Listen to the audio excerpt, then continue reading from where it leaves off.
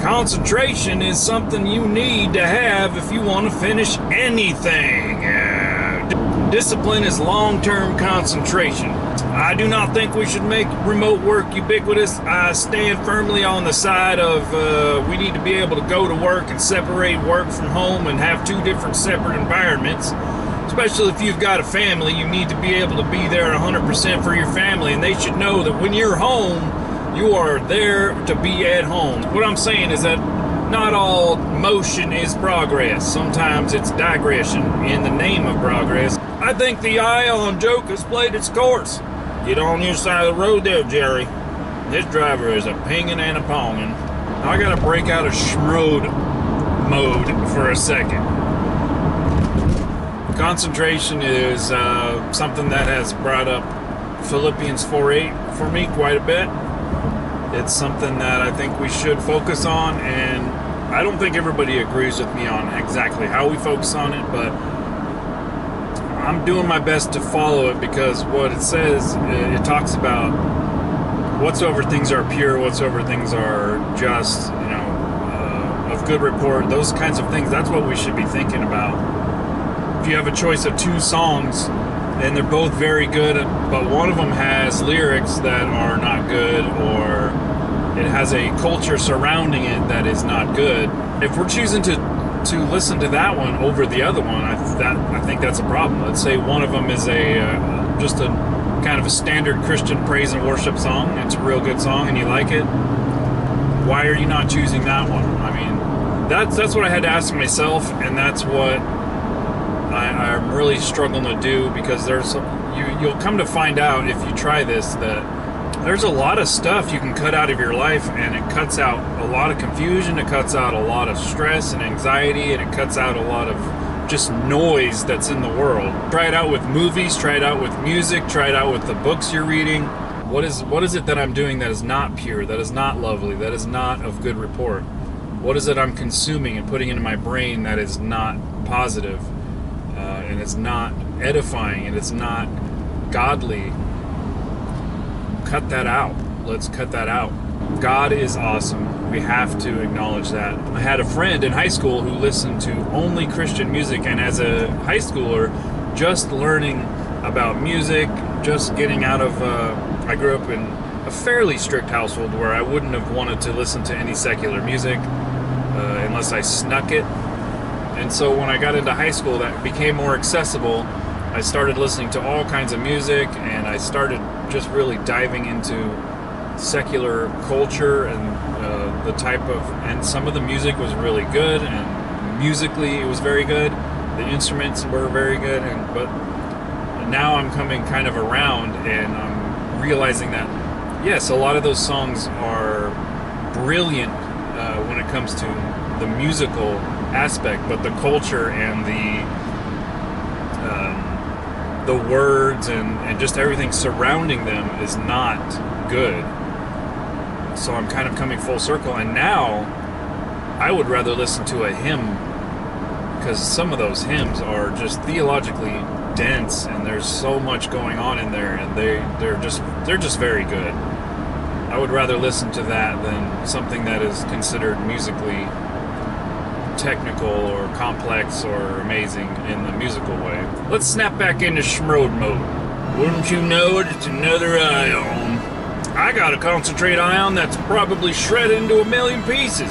Now sometimes I can get into a book and I can read about 3 pages and I only have actually read one of them. And we're about to get to the rainy season. There's going to be slippery sliding all over this road. There's going to be people who just don't decide to slow down when they should slow down. I'm telling you right now, you should slow down, get up, and get up. It's a little blurry for you right now. Here we go.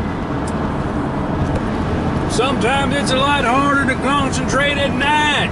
You got to strain your eyeballs a little bit more just so you can see the road. Your car's too loud, sir.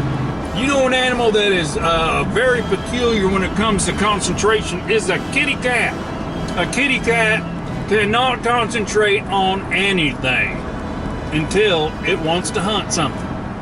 And then it can't concentrate on anything else. Its goddamn ears are turning. It's got that tail a flicking. They've got them haunches lowering down into the grass. They are just a hunt mode, and they are concentrating 100% on that bug, and they will get it eventually. They'll be just concentrating until they know it's the time to strike. If you ever seen a cat walk towards something when it's in hunting mode, it is a sight to behold. Their body does not change in elevation. Their legs move, and they're like the stealthiest ninjas of all time, just kind of creeping right through the grass, and then they leap, and they can leap pretty high too. Cats are real cool. Now, on the other side of things, when they ain't hunting, they can't concentrate for bananas. They can't concentrate for a bean hill. They can't concentrate for a biscuit.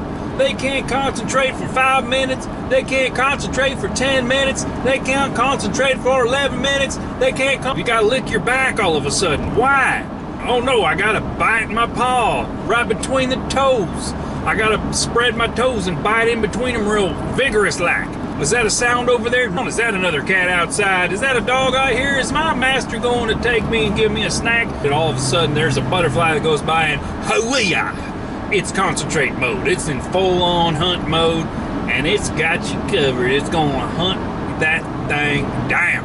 That's why you ever sneak up on a cat and you make a little sound and it didn't know you were there, that thing is gonna leap up and run around like a squirrel with its tail on fire. It is just gonna be a leaping, it's gonna be a lunging, it's gonna be a linebacker, it's gonna be a straight up in the air, which doesn't seem to be a thing that's possible, but it's gonna do it because it's a kitty cat and that's what kitty cats do. Have you ever watched an ant? You just make a small little vibration on a countertop and that ant will go right for the center of that vibration. It's concentrating on nothing else but getting that boot to the queen. Is it possible that an ant sometimes loses track of what it was doing and gets lost, gets separated from the tribe, and then suddenly it's out in the middle of the boonies and nobody knows where it is, and I don't know if you can get lost in an ant colony. So many ants are dying, I bet you they don't even notice when one of them's gone. They're all look alike anyway. How are you going to tell them apart? Are they even numbered? How are they communicating? Do they just like, oh, Carl number 1's over there, Carl number 1's over there, Carl 1's saying to me that I'm Carl 1 and you're Carl 1, we're all Carl 1. We need some new code names. How about this? How about you be Carl 1, I'll be Carl, and then one of them gets squished right away. And then they got to come up with a new plan, and all that stuff they had just philosophized is all gone and wasted, because now they got to start all over again. One of them got squished, and then, but boom, the other one got squished, and now that conversation's not even happening anymore between them ants. But let's just say, for the sake of example, that the ants got together long enough. Maybe it was nighttime, nobody's out in the kitchen, and they're just over there collecting bread, and they just thought, hey, you know what? What if we're all different ants? What if we're not all the same? What if I'm gonna be Carl 1, okay, you can be Carl 2, and that guy over there that's, he's out on the scouting mission over there, you know, the one that's over there licking all them dirty dishes, that's Carl 3. And then the second ant's like, why we all gotta be named Carl? Why can't we have other names? Why we gotta be Carl and then a sequence of numbers after that? Why don't we be Carl and maybe I want to be somebody named Benjamin? Why can't I be Benjamin? And the first ant said, you know what, that's a great idea. Different names. I like it a lot. We can get rid of this sequential number system. And then Carl and Benjamin, they call over the one that's licking them dirty dishes. Do ants have tongues? Sidebar. Do ants have tongues? How does that work? And then they call over the third ant, and then they say, well, what's your name? And the ant goes, name? What the heck is that all? What's a name? And then they talk him through the whole thing, and then the third ant says, my name's Larry. So then you've got Carl, Benjamin, and Larry.